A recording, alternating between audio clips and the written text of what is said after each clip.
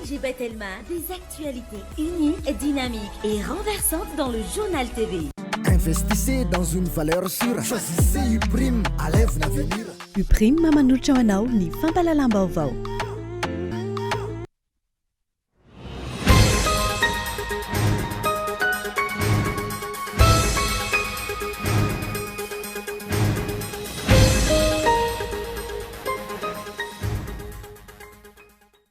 misy avalo ireo ministra vaovao mandrafitra ny gouvernement Tatsay Christian raha ny fanambarana nataony teo anivony fiadidinan'ny repoblika ny ariva teo mijanona amin'ny toerany premier ministre lehibe ny gouvernement sy ireo ministra hafa. Eo am-pandrinana taratasy fangataham-panazavana eo anivon'ny fitsarana hafa momba ny lalam-pandrorinana mahakasika ny antony fanafanana ny taratasy fitsipaham-pitokisana ny premier ministre sy ny gouvernement ny volana desambra teo izay nataon'ireo solombavim-bahoaka ny HCD2ED araka ny angom-baovao natao. Taratasy izay efa tokony nalefa teny amin'ny fitsarana hafa momba ny lalam-pandrorinana. Kilany afo omaly ny trano fonenan'ny mpianatra bloc 22 ao amin'ny campus ambondrona université any Mahajanga taorian'ny fifandonana ireo samy mpianatra ity université ity korontana nateraky ny lalao-baolina kitra no nitarika ny savorovoro ary izao ny afara tamin'ny fahasimbany fotodrafitrasa izao. Niverina nidina an-dalambe nitaky ny fanesorana ny gouvernoura ireo olom-boafidy sy ny mponina tao Ponglava. Ny gouvernoura izay voalaza fa tsy mahavita ny asany ary mampisara-bazana ny mponina any an-toerana. Maresaka iray sampirenena ho resahana manokana mandritra ny fifanakaloza-kevitra eo amin'ny filoha Turka sy ny lehiben'ny diplomasia amerikana ao Ankara amin'ity androany ity ny mahakasika ny ady misy any Ukraine. Eo ihany koa ny fanolorana vola mitetina $100 ho fanampiana manolora ny orohoro-tany tany an-toerana. Ny andidin'ireo arahinao afaka fotoana fohy.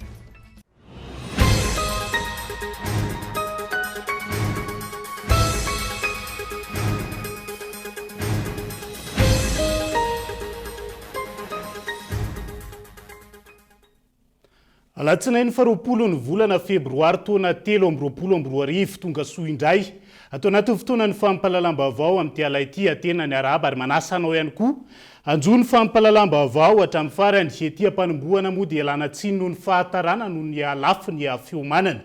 Fanokafantsika ny fampalalam-baovao amin'ity alaity misy avalo ireo ministra vaovao mandrafitra ny gouvernement Tatsay Christian raha ny fanambarana nataony teo anivony fiadidinan'ny repoblika ny ariva teo mijanona amin'ny toerany kosa ny premier ministre lehibe ny gouvernement sy ireo ministra hafa ao anatin'izay isan'ireo ministra voatendry moa zany tamin'ity anio ity ministry ny fiarovam-pirenena ny général Rakoto Arjona Joshua, ministry ny raharaham-bahiny Yvette Sila, ministry ny fitsarana Randriamanantena Soa Landy, ministry ny asa vavety, colonel Andriamiaja Andriana Treinda, ministry ny fitaterana sy ny famantarana ny toetry ny andro Ramonjavelo Manambahoaka Valérie, ministry ny angovo sy ny akoranafo Soloniaina Andria Manampisoa, ministry ny asa sy ny lalàna sosialy Rivotina Richard Jean Bosco, ministry ny tanora sy ny fanatanjahantena Aja Resampa André,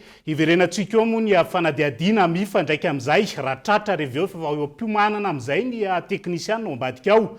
Fa noho izantsika ny fampalalam-baovao amin'ity alaity dia mbola eo am-pandiniana ny taratasy fangataham-panazavana eo anivon'ny fitsarana avy momba ny lalam-pandrenina mahakasika ny antony. Nanafoanana ny taratasy fitsipaham-pitokisana ny premier ministre sy ny gouvernement ny volana desambra teo izay nataon'ireo solombavambahoaka teo aminy au conseil pour la défense de la démocratie et de l'état de droit hatreto araka ny angom-baovao moa zany izay natao mampametra-panontaniana araka izany ny fijanona nyity taratasy ity maharitra eo anivony io rafitra ray io izay tokony anatitra avy hatrany ny taratasy sy eny anivony fitsarana avo momba lalam-pandrenana. Henri Florian.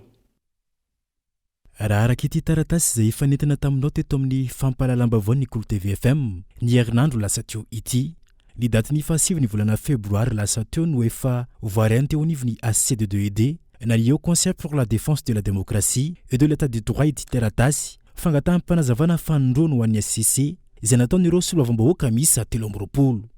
Taratasy fangataham-panazavana na requête momba ny antony nanafoanana le taratasy fitsipaham-pitokisana ny premier ministre sy ny gouvernement ny volana desambra lasa teo. Raha ny fantatra ny HCD2ED no manana fahefana manokana hanatra io taratasy io mivantana eo anivony HCC na ny fitsarana avo momba ny lalam-panorenana ka izany no antony nametrahan'ireo solombavambahoaka ny Madagasikara io antota taratasy io teo amin'ity rafim-panjakana ity. mandrakandroany tsy mbola tonga eo ampelantanany ACC izany taratasy izany fa mbola mijanona eo anivony ACDDED ary mbola ao anatin'ny fandinihana izany izy ireo amin'izao fotoana izao araka ny angom-baovao voaray. Mampametram-panontaniana araka izany zava-misy ankehitriny manoloana ny tsy mbola nanaterany teo anivony ACDDED ilay taratasy fangataham-panazavana na requête izay napetraka ireto soravam-bahoaka ireto. Raha ny fantatra tsy tokony handinika lalina io antota taratasy io ity rafi-panjakana ity fa raha vantany voavoaran'izy ireo izany fangatahana izany tokony hanatra izany avy hatrany eo anivony ACC izy ireo ao anatin'ny 10 andro aorian'ny fahazoany ilay taratasy. Manana tahotra ve araka izany ny ACDDED manoloana ity requête ity sa inona marina no zava-misy io no fanontaniana ilambaliny amin'izao fotoana izao. Hotanterina aminao eto amin'ny fampahalalam-baovao ny Cool TV FM ihany ny toy n'ity vaovao ity. Nilaza ankilan'ireo soavavam-bahoaka izay nanao sonia ilay taratasy fa ampiandrasana ny valin'izany izy ireo amin'izao fotoana izao ary tsy mbola manakambara ny amin'ny toy n'ity requête ity.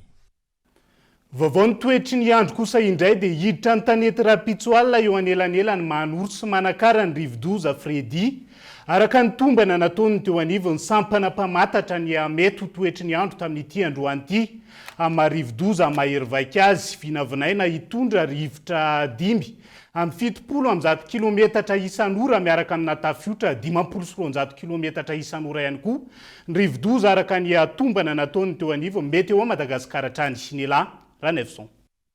Janona ho Rivodoza mahery vaika hatrany ilay Rivodoza Fredy rano nambarany teo anivony ny mpamatatra ny mety ho toetry ny andro. Raha ny tatitra vinavinaina hitondra rivotra 570 kilometatra isan'ora miaraka amin'ny tafiotra 520 kilometatra isan'ora rehefa miditra antanety ity Rivodoza ity. Manakara ny ataladalina zany hoe rapitsoalina anoany izy io zany no miditra tanety mbola tsy tena misy ny distrika Mazava aloha zany hoe entina fa distrika aiza fa dia eo anelanelan'izay aloha raha ny tombana hatreto zany hitantsika miandalana ihany zay amin'ny fandrosoan'ny fotoana zany. Ny vinavina dia mbola mahery vaika hatrany izy ao anatin'izay fotoana mety hidirany an-tanety zay satria dia mety mbola hatratra hatrany amin'ny 570 kilometatra isan'ora ny rivotra misy tafiotra 570 kilometatra isan'ora. Ny rotsakorana mazava ho azy satria Rivodoza ny resaka dia mipetsaka kokoa zany ny rotsakorana ho ateraka izy tia mety ohatra ny 200 milimetatra ny rotsakorana voangina atao anatin'ny Ireto avy ireo faritra nanaovana filazana loza mety atao miloko maitso sy mavo. Io vao toy izao zany ny filazana loza, filazana miloko mavo na loza manambana ho an'ny fahatra Tsinanana, Vatovavy, Fitovinany, Tsimatsinanana, Vakinankaratra, Romania, Matsiatra Ambony, Iorombe ary ny distrikany Anosy Anala. Filazana fanairana na miloko maitso kosa ho an'ny Analamanga, Itasy, Menabe, ny distrikany Moramanga, Beroa, Ankazoabo, Sakara, Morombe ary ny any Toliara voalohany sy faharoa. Foana kosa ny filazana loza ho an'ny fahatra Analamberofo satria dia raha ny vinavina zany na ny fijery azy dia tsy akasika ny fahatra Analamberofo ity Rivodoza ity fanazana zany mety azo vorana kely ihany miary amin'iny tapany avaratry ny Madagasikara iny. Ny mpapiasa ranomasina mazava ho azy dia entanina mba tsy helika tsao zany manomboka ho an'ny rapitso maraina satria dia manomboka hiakatra ny ranomasina araka nefa nolazaina teo aloha zay. Entanina ny rehetra mba anaraka akaiky ny fampitavam-baovao amin'ny fiafivoarany ity Rivodoza ity ary anaraka ny toromarika omeny manam-pahefana isa tokony any amin'ny faritra voakasika ity Rivodoza ity. Ankilany anjaran'ireo tompona andraikitry ny Sisikofo amin'ireo faritra efa nahazo fanairana no mampianto ny fampianarana iarovana ireo mpianatra manoloana ny Rivodoza raha ny fanambarany teo anivon'ny ministeran'ny fanabeazam-pirenena.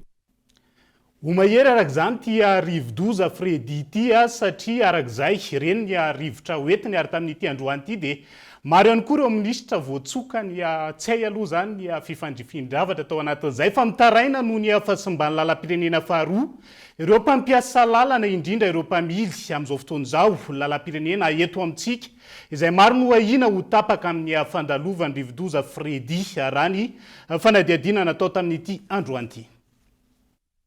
Voatery ampiato ny asany ireo mpamily vitsivitsy amin'izao ankatoko ny Rivodoza izao no ny faratsiany lalana. Ny lalana ratsy izay mampitombo ny fahasahiranana iainan'ny mponina sy ireo mpampiasa lalana. Mitombo ny fandaniana solika, ny fotoana lany sy ny vola mivoaka eny an-dalana. Mitaraina ny ankamaroan'ireo mpamily mampiasa ny lalam-pirenena faharoa. Ankoatra ny lalana ratsy, eo ihany koa ny tsy fandriampahalemana. RNDO amin'izao aloha tena efa sarotra zany mandeha amin'ilay izy, tsy mitovy amin'ny taloha zany satria ny faratsiana zany misy foana.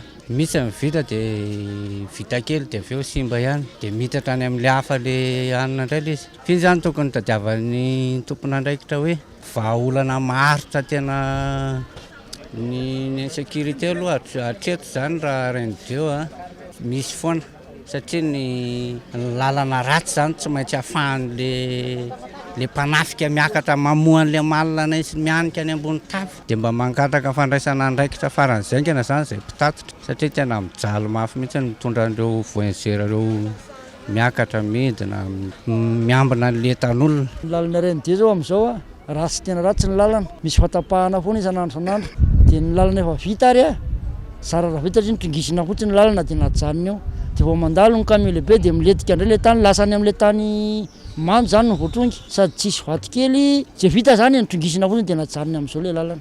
Araka ny fiten'ny mpitondra moa hoe manara-penitra fa tsisy manara-penitra zany tsisy zavatra vanina mihitsy zany raha tongisiny andro any raha pitsiny tonga dia lavaka be fa tsisy zavatra hoe mba misy tokony hoe raha tongisiny andro any dia mba asiana vato kely na ohatra zany mba miaro an'ilay lalana zany mba hoe mba ahafahany mandeha vao mipetraka ny camion amin'ilay taonazy dia efa simba ny raha pitso amboarina dia ohatra zay ny tongisina kely zao ilay manjaka andrina dia zara raha mandeha ny ohatr'izay ihany hoe verina 0 ihany zany anatin'ny roa andro dia verina.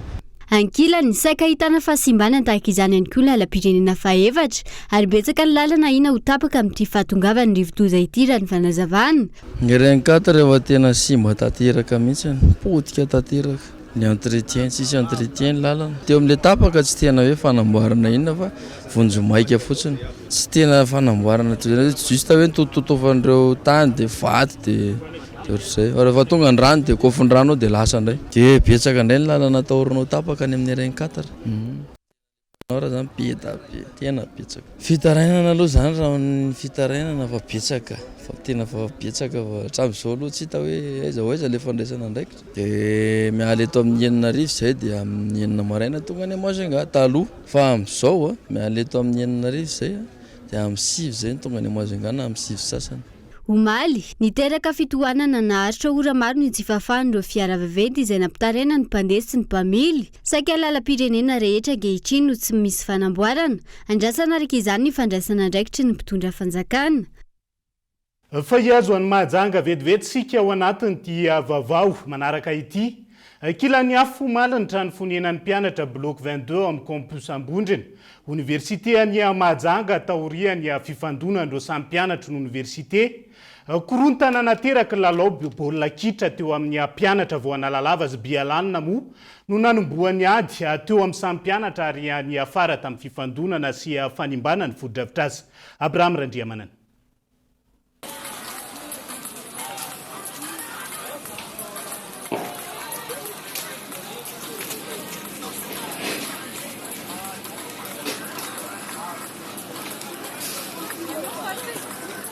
Nitsangana savorivory sy korontana omaly atoandro ny teo anivon'ny campus Ambondrina tao amin'ny universitény Mahajanga taoriany lalao baolina kitra nionan'ny mpianatra avy ao Analalava sy Bealanana.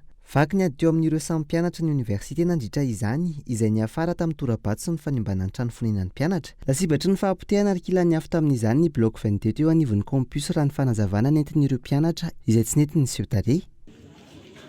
Reo zegny misy namana raiky vola avy tamin'ny magistrarigny zay mitsiditsidika izy ke magnano karazana hoe magnano passement io zegny magnidigny ranon'ny alcool izy segnitra zany topo raha vao nisegnitra matopy no moa fa samy près de raiky amizay le ady tamin'ny farany amizay zegny izy nisy nanopy motro amin'ny essence igny agnaty porte avy reo avy amin'ny seoby nanopy lambahoany dimagna essence andeha amin'ny bloc ny tampama igny zegny tariky le fahamezan'ny bloc maro misy ordinateur téléphone kidorony tena kidoro ndraiky koboany zegny probabilité tsisy azo nataky ile.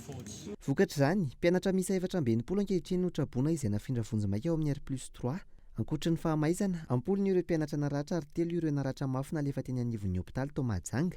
Fa fahavoazana raha regny tena grave topovato fogna ohatra le voavoa tafiditra l'hôpitaly regny. Topovato maro misengisengy io, misy tsy azonogno, misy azonogno. Zay zegny tena raha atao tena azo lazaigny maro e. Dia samby mitany avoazana izy, misy sasany amin'ny loha, misy sasany taolamaso, misy sasany amin'ny tratra, vaky tagnana. Maro fogna ke, tsisy fixe an-tany araiky zegny. Malohany trango ity, nanameloka ny fanimbanana ireo fananana iombonana anatin'ny faritry ny université ny tompon'andraikitra avy eo anivon'ny université Mahajanga sy ny ministeran'ny fampianarana ambony sy ny fikarohana ara-tsiansa. Hoentitra ny fandraisana fepetra ho an'ireo tompon'antoka ary misokatra ny fanadihadiana mikasika ity raharaha ity raha ny fanazavana. Efa sangy ny ohatran'ny loha ny zavatra niseho tamin'ny maliny satria efa afaka kriminela izy eto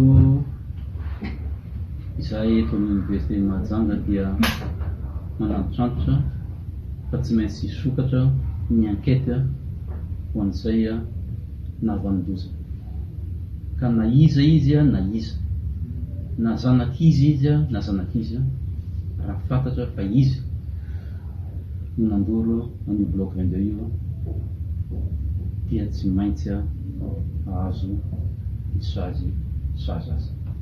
Fa ny anjaran'ny université koa dia tsy maintsy izy koa ny conseil de discipline ary manomboka anio zany efa ikarakara mikasika an'izay izay rehetrarehetra. Andrasana araka izany ho vokatry ny fanadihadiana. Fa ivenao anatin'ny fikitiana ny gouvernemanta araka ny efa natsidiko tany am-piandohany sika miisa 7 ireo minisitra vaovao mandrafitra ny gouvernemanta Tsay Christian raha ny fanambarana nataony teo anivo ny fiadidiana ny repoblika ny ariva teo. Mijanona amin'ny toerany kosa ny prime ministre lehibe ny gouvernemanta sy ireo minisitra hafa tao anatin'izay. No tanterahina androany teny amin'ny lapam-panjakana Ambotsiroitra ny fampahafantarana ireo minisitra miisa 7 vaovao anatin'ny gouvernemanta Tsay Christian tafiditra anatin'ny fanovana ireo mpikamban'ny gouvernemanta.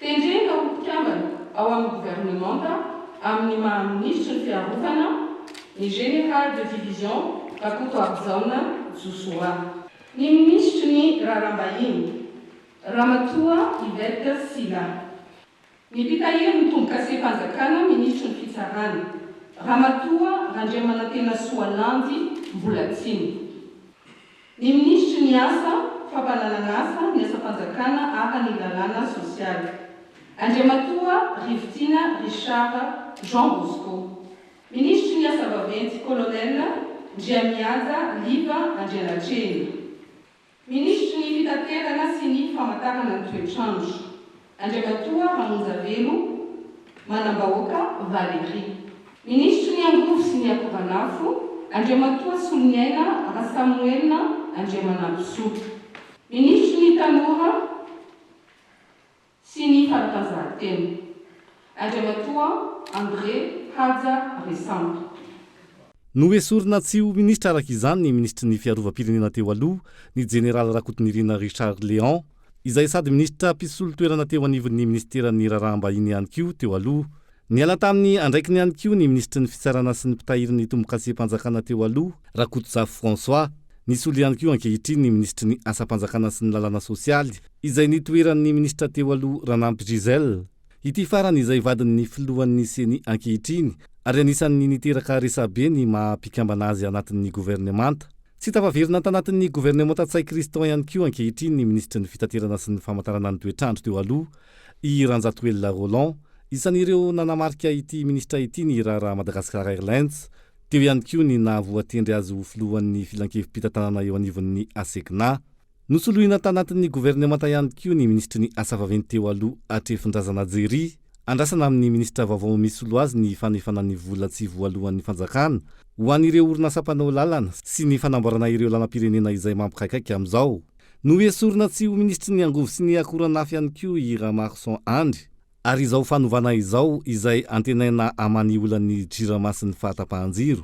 Anisan'ireo tsy mpikambana anatin'ny gouvernemanta intsony ihany koa ankehitriny Tinoka Roberto izay ministry ny tanora sy ny fanatanjahantena teo aloha ary isan'ireo ministra nateza indrindra teo amin'ny gouvernemanta Tsay Christian. Isan'ireo andrasana amin'ny ministra vaovao izay mandimby azy ny fanomanana ny Jeux des Îles izay tokony ho tanterahina eto amintsika raha tsy misy ny fiovana. fanindiminy ankehitriny ny inisian'ny fanovana ireo mpikambana anatin'ny gouvernemanta tsay Christian mijanona amin'ny andraikiny kosa ny premier ministre lehiben'ny gouvernemanta na eo aza ny resabeny anivon'ny anteny meram-pirenena ny raharaha motion de censure eo ihany koa ireo ministra hafa izay voatazony kanefa anisan'ny takin'ny solomavambahoaka ny fanesorana azy.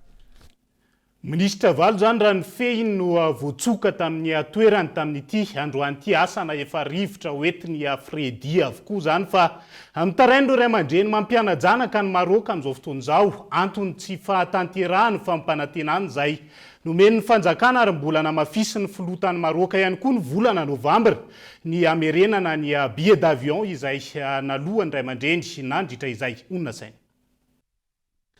Nalefa ny fanjakana malagasy ano fianarana ny Maroka ireo mpianatra mendrika indrindra manerana nosy tamin'ny fanadinana baccalauréat taona 2022 tamin'izany nolazainy ireo ray aman-dreny mba andony billet d'avion aloha ary aveo averin'ny fanjakana.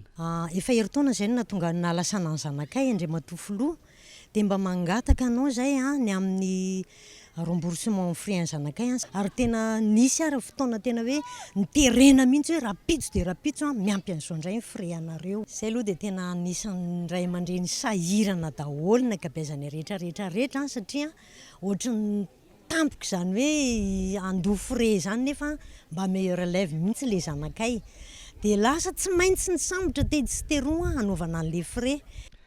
Tsy ivona ny volana oktobra 2022 ny filoham-pirenena no niaona tamin'ireo mpianatra sy diaspora malagasy ka nampanantena ny anefa ny fanjakana io billet d'avion io sy ny allocation. Fara mikasika an'le allocation financière hoe tokony ho azo izy nareo tamin'ny taona 2020-2021 dia ataontsika ohatran'izay ihany koa le izy eto zany tena nareo zamana fa tonga dia ho débloqué tsika zay ary tsy andry hely nareo ho débloqué tsika mba ahafahantsika ny accélérena azy fotsiny raha mba azo tsy fantatra raha mbanana ny président ny association ny listan'izy ireo tonga dia débloqué amenao any directrice de cabinet na mbola tsy mody eto ary tonga dia efa mety remarque hoe avoe rehefa azo ny lista tonga dia avokatsika izay zavatra rehetrarehetra zay. Ohatran'izay ihany koa tiamo mila jerevana kely fa mba mila lista ihany koa mikasika an'le hoe remboursement na billet d'avion afaka atao daholo zany tsy hifanampy ary izay ny fitonza dia mampirisika anareo mihitsy mba ahafahanareo manohy ny fianarana tokony ataonareo. Ny jano fampanantenana ihany ifanambaran'ny filoha io hoy ireo ray aman-dreny. Mba tianay hoe nandeha anao le tany Maroka tany Casablanca tamin'ny volana Novambra 2022 iny dia tany ianao tena nahazo toky izay ray aman-dreny tamin'ny teninao hoe ataovy scan ny billet sy ny facture dia hitantsika eo zany fa anatin'ny 10 andro dia vita. Miandry izay hatramin'izao Andriamatofoloha ka dia tena miandry ary tena miandry an-tanandroanao izay.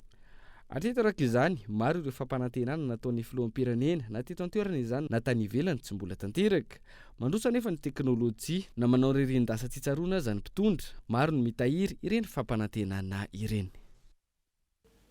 Fa tsy niomana amin'ny fiatrehana ny fividianana amin'ity taona ity ny fitondram-panjakana manoloana ny fahasahiranana arabola sy ny fanomanana ny pitsopitsony rehetra amin'ny fanatanterahana ny fividianana hoy ireo mpanao politika ankilany vonina amin'ny fiatrehana ny fividianana rehetra ny CENI hoy ny filoha lefiny tamin'ity androan'ity fa ny enti-manana no andrasana ao anatin'izay Henri Florian. Mbalokila ny tety androm-pifidianana ho an'ity taona ity na eo aza ny famoahy ny CENI ny daty hanatanterahana ny fifidianana filoham-pirenena fiodinana voalohany sy ny faharoa sy ny efa naneke ny ACC izany daty izany.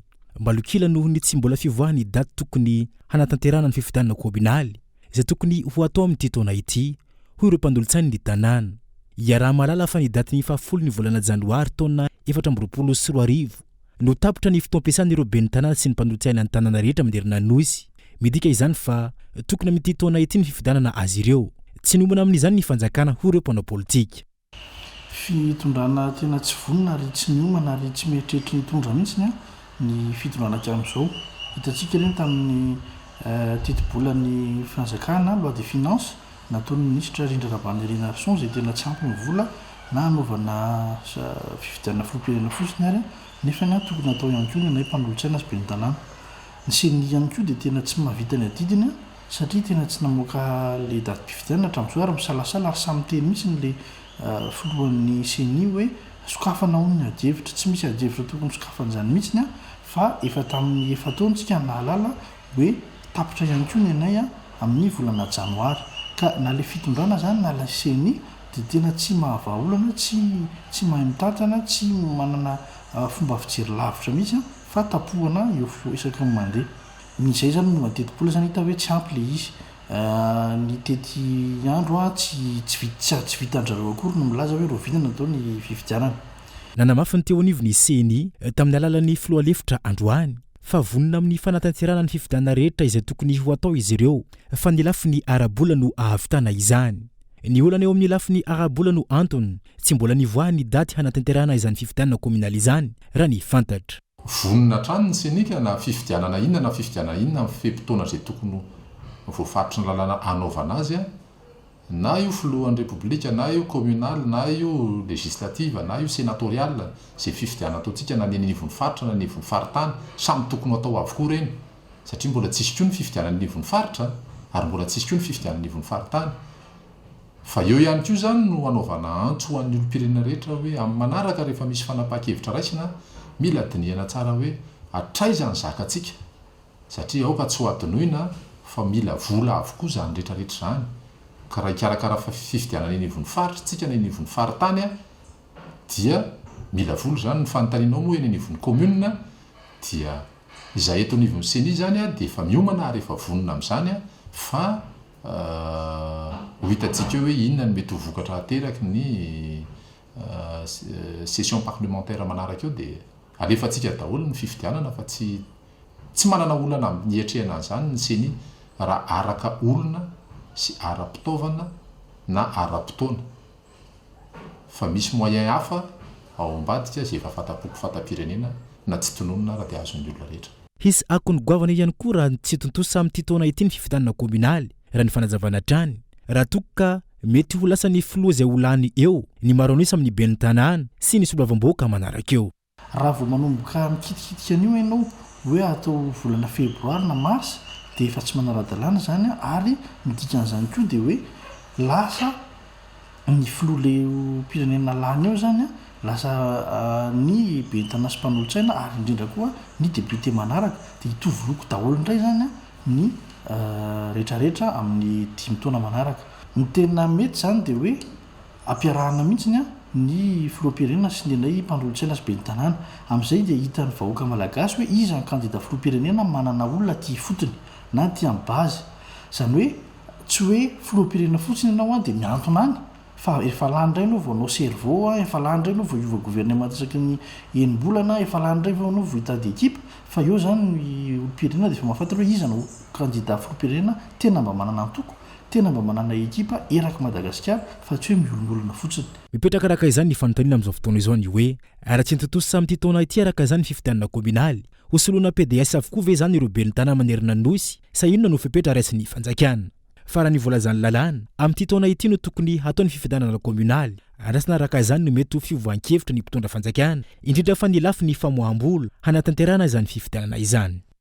Dia izay ihany koa no hoentintsika amin'ny sento ventivety anaty doka fohy any vidinana an-dalambe izay nataon'ireo olom-boafidy sy ny solontenan'ny mponina tany amin'ny faritra Bonglava izay mitaka ny fametram-pialany ny governorany an-toerana.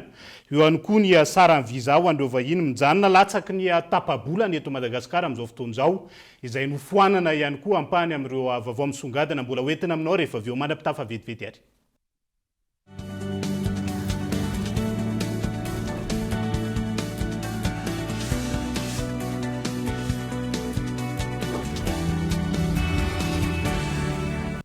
Finday cadeau tiako ianao finday cadeau atsika roa araroty fihenam-bidy amin'ny finday Wikif Max sy FM Prime miampy data mamy apony isam-bolana mandritry ny enim-bolana tsotra fotsiny tonga vaingana eny amin'ny Telma Shop. Telma safidiko numéro 1 malagasy.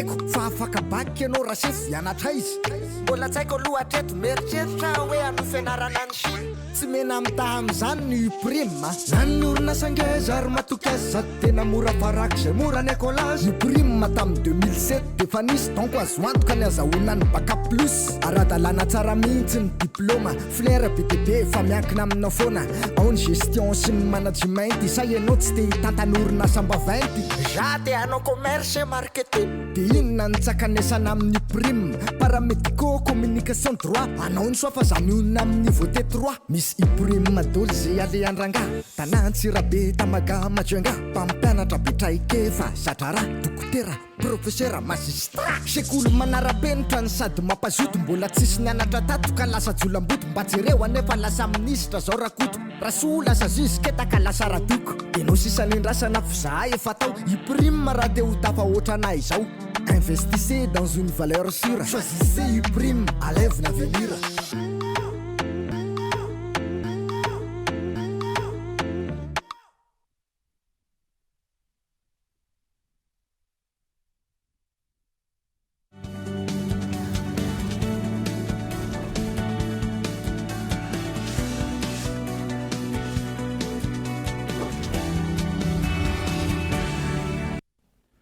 mamelina ny araba tonga kilasy tongo vavy tonga soa indray atao anatin'ny tapany faharoa amin'ny fampalalamba-vao amin'ity ala ity isan'ny tarantsika izay dia niverina nidina an-dalambe nitaky ny fanesorana ny gouvernoura ireo olom-boafidy sy ny mponina atao bongolava ny gouvernoura izay voalaza fa tsy misy asa vita ary mampisarabazana ny mponina ao an-toerana ankehitriny ka eton Andriatsilavo.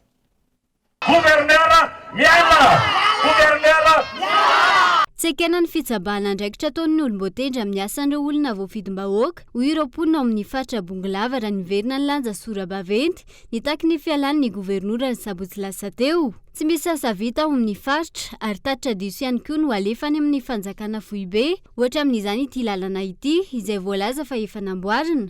Ny alahilonay ambanivohitra zany dia amin'ny problema dia ny lalana zao raha isatsika mita zao ny lalana ngamba ny gouvernoura ngamba tsy mba mitsinjo anay ambanivohitra mihitsy dia netaetanay zany dia rehetra zay ny programa dia tokony miala mihitsy satria tsy mety aminay satria nijaly any majinika ety ambanivohitra zao mahazo anay rehefa fahavaratra dia matory ato ny kibotahany tobily tsy afaka amin'ity lalana ity. Ankoatra izay hidiran'ny gouvernoura ihany koa ireo andraikitra hafa toy ny resaka fourrière-na omby ny gouvernoura izay miara-miasa sy mandray baiko avy amin'ny filohana antoko politika iray ao amin'ny fitondrana. Misindry ato Bongolava noho ny antony ny plasy ny gouvernoura eo zavatra hita maso zany ty omby ty sy ny omby frera 520 sy 10 averiko ndray mandeha 520 sy 10 na fiain'ny maire ny sionana nakarina tany etapona Ambohiby ao moako ny fagnafianany omidalatra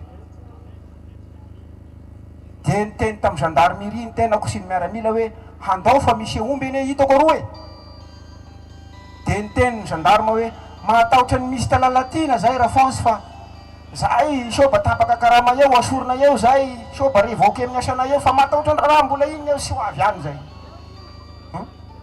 voaraiko feo zay feo ny gendarme nanao an'izay tompoko. Tonga nanampy ity hetsika fitakiana ny fanesorana ny gouvernoura ity nisy olom-bavam-bahoaka voafito Fenoarivobe ao amin'ny faritra Bongolava tsy misy asa mandeha tsy misy foto-drafitr'asa najoro tao anatin'ny fotoana na voatendry ny gouvernoura ao an-toerana ho ity farany.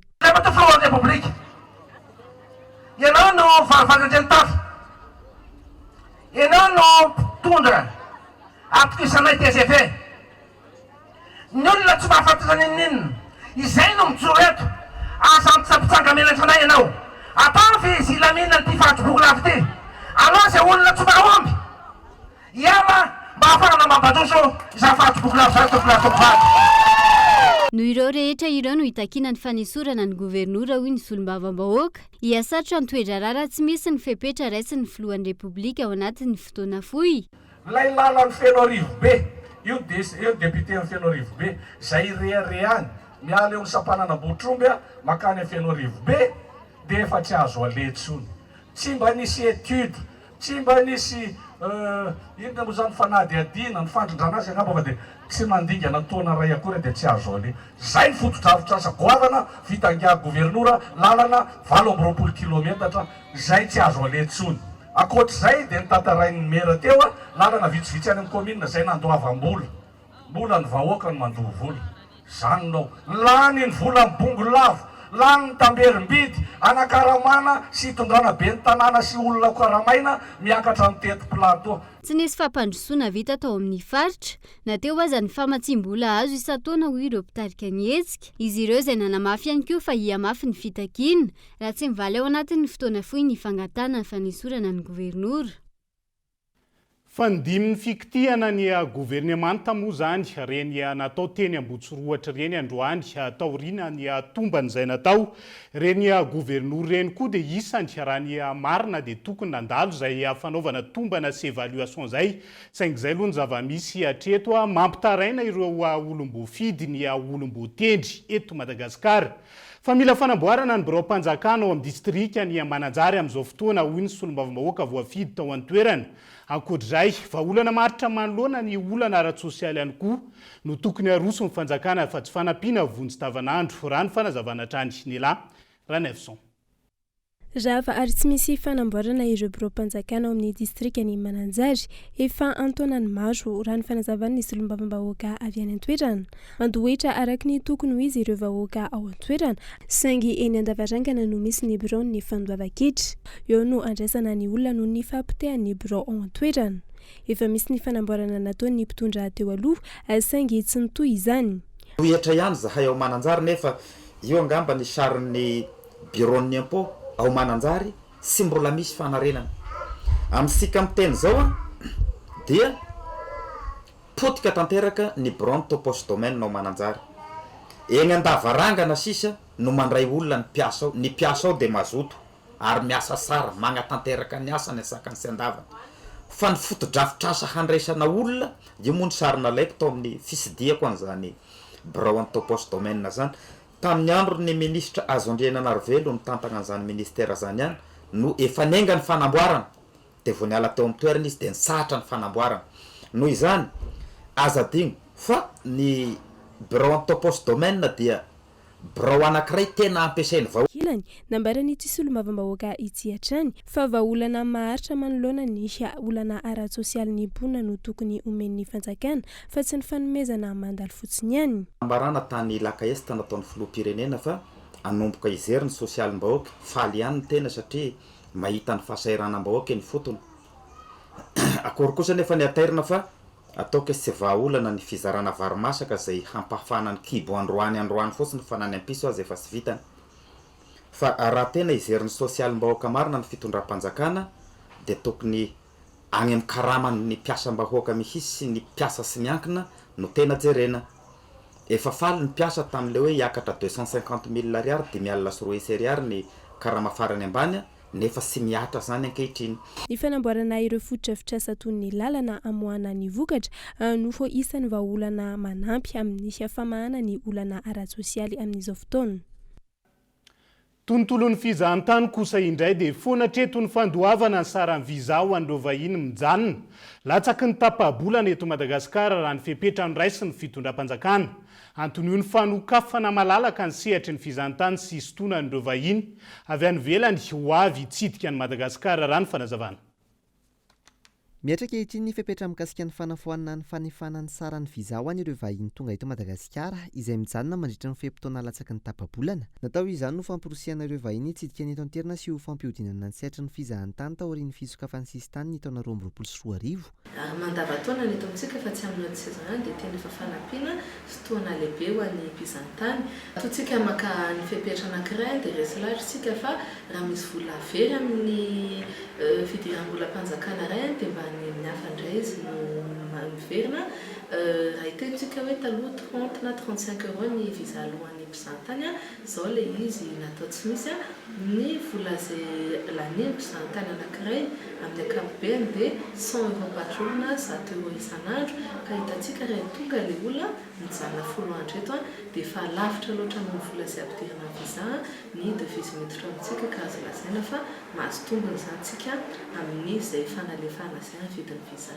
mitombo sy kelikely amin'izao fotoana ireo mpizahatany tonga eto Madagasikara taorian'ny fikatonana vokatry ny valinaretina COVID-19 tafakatra 7 sy 2 alina izany nandritra ny volana janoary lasa teo raha toa ka 7 sy 7 ireo mpizahatany tonga teto aterina ny volana janoary 2024 Itsankilany, tsy misy atreto ny paikady mazava napetraky ny fanjakana amin'ny amin'ny fanarenana ny sehatry ny fizahantany raha nambaran'ireo mpisehatra. Isan'ireo olana misy ny tsy fahampian'ireo mpisehatra amin'ny fizahantany matianina. Raha iverenana, 700 ny mpiasa teo amin'ny tontolon'ny fizahantany no nalefa chômage teknika nandritra ny 2 taona nisy ny valinaretina. Raha toa ka 20 natsatra tanteraka tamin'ny asa niaraka ny nambaran'ny tompon'andraikitra eo anivon'ny Confédération du Tourisme de Madagascar. Ny ankamaroan'ireo mpiasa matianina ireo izay niova asa ka mahatonga ny tsy fahampiana arakolona eo amin'ny sehatry ny fizahantany ankehitriny. Fampandrara misehatra amin'ny fanafaran'entana maro amin'izao fotoana izao no miantso ny fandraisana andraikitra ny fanjakana. Manoloana ny fihitsoany entana izy ireo amin'ny faditseranana fito volana izao. Tsy azo ny entana 4 conteneur raha ny fanazavana ary takian'ilay orinasa mitazon'izany volabe ihany koa izy ireo. Volabe izay mihoatra ny fifanarahana natao tany ampiandohana olona saina. Entana amina miliara maro no mihitsika amin'izao fotoana ao amin'ny fahatseranana sy amin'ireo toby fitoeran'entana no ny ataona orinasa iray. Raha ny zava-misy, orinasa iray misehatra eo amin'ny fanafaran'entana avy any ivelany no tsy mety mamoaka ny entana reto mpandraharaha ireto. 4 conteneur, tsy azo efa ho 7 volana izao anampandraharaha misy 200 mahery.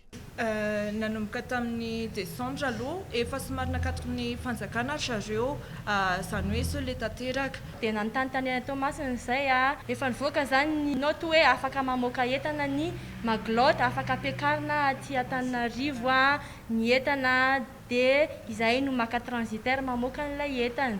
Dia zareo no niteny hoe aleo ataonay ihany le transitaire. Dia nasaina nandovola efa janvier zay nasaina nandovola moana n'io entana io ary mandovola mihoatra ny fanarahana 2 fois mihoatra ny fanarahana ny vola nasaina alohanay dia nalohanay satria rehefa manontany any amin'ny zareo zay dia manome promesse zareo hoe afaka herinandro.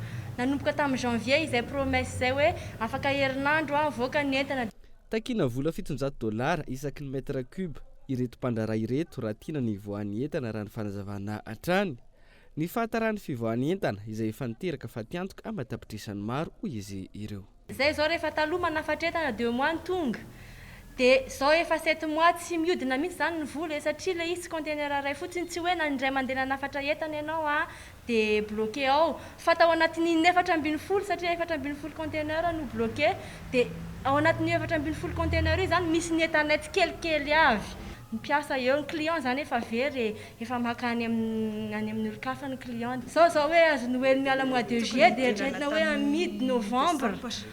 Amidy novembre dia amin'ny herintaona indray zany le azony hoe vao azo amidy raha mivoaka eo. Ohatra ny anahy manokana zao anatin'ny conteneur anankiray dia 1 mètre cube fotsiny ny manokana dia 400 millions FMG ny mascarena nefa 1 mètre cube zany raha ity ny conteneur dia ty anakely ty fotsiny satria 70 mètre cube ny testeray. Raha ny fanadidina natao tsy manambola ilay orinasa amoahana ny entan'ireo mpandraharaha anton'izao olana izao. Ity orinasa mpanafatra entana ity izay ananan'ny fanjakana vola mitetina 2.20 miliara ariary ihany koa raha ny fantatra hatrany. Tsy tokony ho any amin'ny mpandraharaha amin'ny sehatra tsy miankina no atao fitaovana amin'ity raharaha ity hoy izy ireo. Ireo mpandraharaha izay nanambara fa iroso amin'ny fitoriana ilay orinasa raha tsy mivoaka anatin'ny fotoana fohy ireo entana 4.20 conteneur. Anohizana ny fampalalam-baovao amin'ity ala ity dia nomena fiofanana hiatrika asa avy hatrany ireo tanora nandao sekoly. Noho ny antony maro samihafa ny tahany fandaozana sekoly eto Madagasikara izay miankina betsaka amin'ny fahantrana sy ny fahasaranana iainany isan'ny tokantrano. Daniela Mino Arso.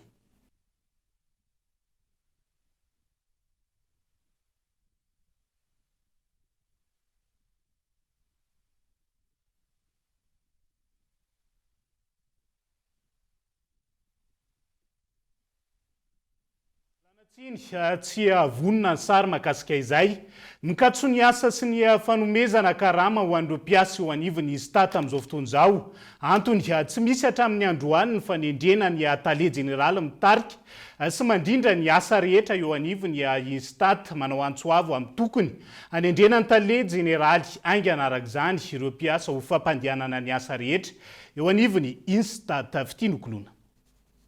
rovolana izao no tsy misy tale jeneraly mitarika sy mandrindra ny asa eo anivony instat hoy ireo piasy mikatso araka izany ny asa mandrara ao an-toerana tsy afaka mamoaka ireo antotanisa na ny données statistika ireo tompon'andraikitra manoloana ity olana ity ny famoahana izany izay misy akony amin'ny asa fikarohana sy ny fampandrosoana amin'ny ankapobeny ny hoiatrany ny fanazavana dia tsy mahazo mamoaka données statistika officielle zany izy tady dia na misy mangataka données ny chercheur ny mpianatra ny secteur privé dia tsy afaka mamoaka mihitsy izahay dia anantony anankiray ihany koa zay satria rehefa jeny ty ivelany zany zay ohatrany hoe tsy mamokatra aloha ny instat fa micompiler an'le données ihany zay na ny comptabilité nationale na ny prix à la consommation ny aty amin'ny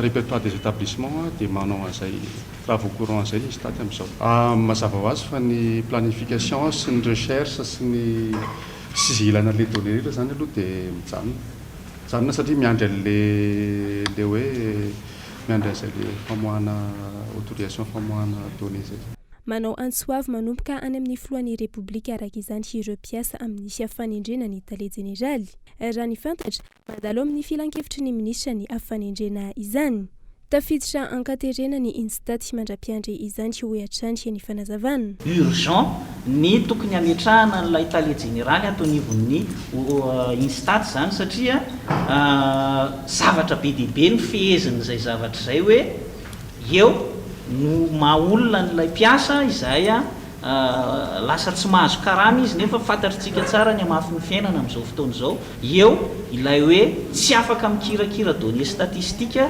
na ny mpitondra fanjakana ambony ara noho izay tsy fisina DG izay afaka manao sonian'izay zavatra rehetra eo ny fifanarahana amin'ny PDF zay fantatritsika tsara hoe inona daholo ny andraikitry ny instat manoloana n'izay fiaraha-miasa amin'ny PDF zay dia zany zavatra rehetra zany no ilaina maika an'ilay tale jeneraly izay no antony ampanenona an'izay lakolosy zay androany satria miankina amin'ny zavatra rehetrarehetra ny etonivon'ny instat sovarim-bariana mpitondra fanjakana zany dia zay no ampanenona an'izay lakolosy zay akoatra ny fikatsoana ireo asa amin'ny andavanandro tsy mandray karama ihany koa ireo piasa sasany atao anatin'ny arovolana izay tapaka tao anatin'ny filan-kevitry ny minisitra ny alarobia 1 desambra 2022 lasa teo ny fanafoanana ny didim-panjakana laharana fa 722 tsipika 577 tamin'ny 20 martsa 722 maniendry ny atale jeneraly ny instat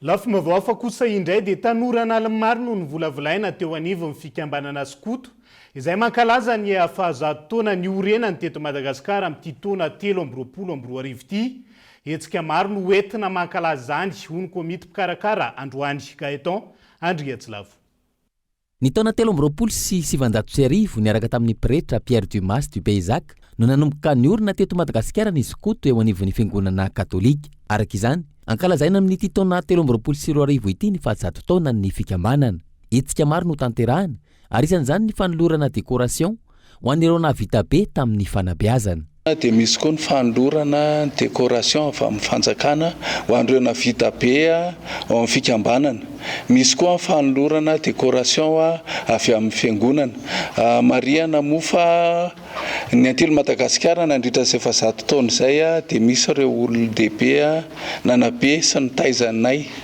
dia mbola manentana trany anareo ray aman-dreny izay nandalo tato amin'ny fikambanana ho avy hiaraka ankalaza aminay ny fankalazana ny 700 taona na eto amin'ny diosezina manerana ny nosy iny amin'ny katedraly Andohalo no anaovana ny lamesa lehibe fanokafana ny fankalazana ny 20 martsa ho avy izao isy ihany koa ny tsangam-bato fahatsiarovana ny 700 taona ary isy lagroto atao any Fobe dia isy centre de formation ho atao koa eritreretina ho atsangana dia misy tsangam-bato ho apetraka any Fobe amin'ny fotoana io ny taiza ary namolavola olona maro ny skoty nandritra izay 100 taona ny orenany teto Madagasikara izay raha ny antotanisa voaray manana mpikambana manodidina ny 124 sy 100 alina manerana ny nosy ny skoto izay ahitana sampana 4 ny lovito ny mpianjoria ny mpamakilay ary ny mpiandalana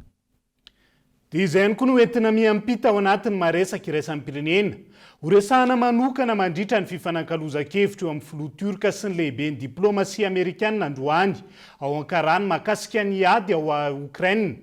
Tafiditra anatin'izay ihany koa ny anolorana vola mitetina $100 ho fanampiana fanampiny any Turkia roa herinandro tao aorian'ny horohotany nahazo ny tapany atsimon'ity firenena ity.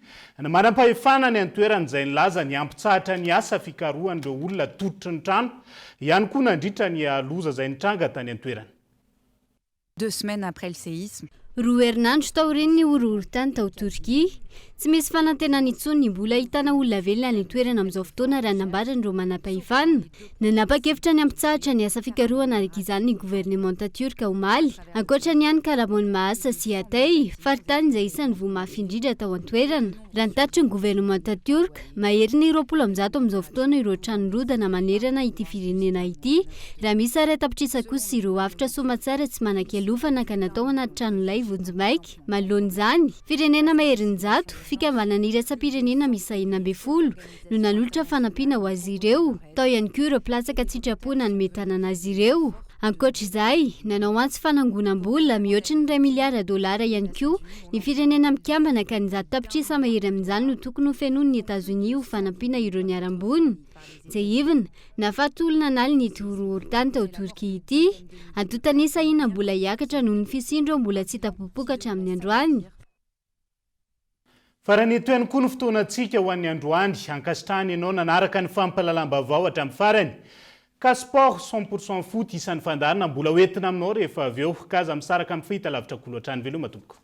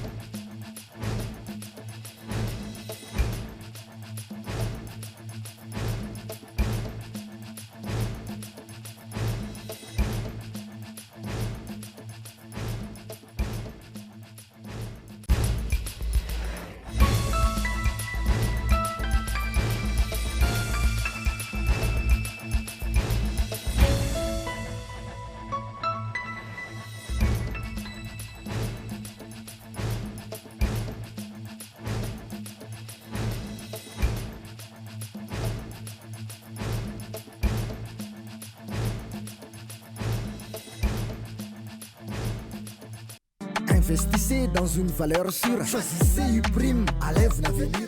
Naraina Tony Fampalalam-Bavao miaraka tamin'ny Uprime. Vous a présenté Ni Vavao. 5G Batelma, des actualités uniques, dynamiques et renversantes dans le journal TV.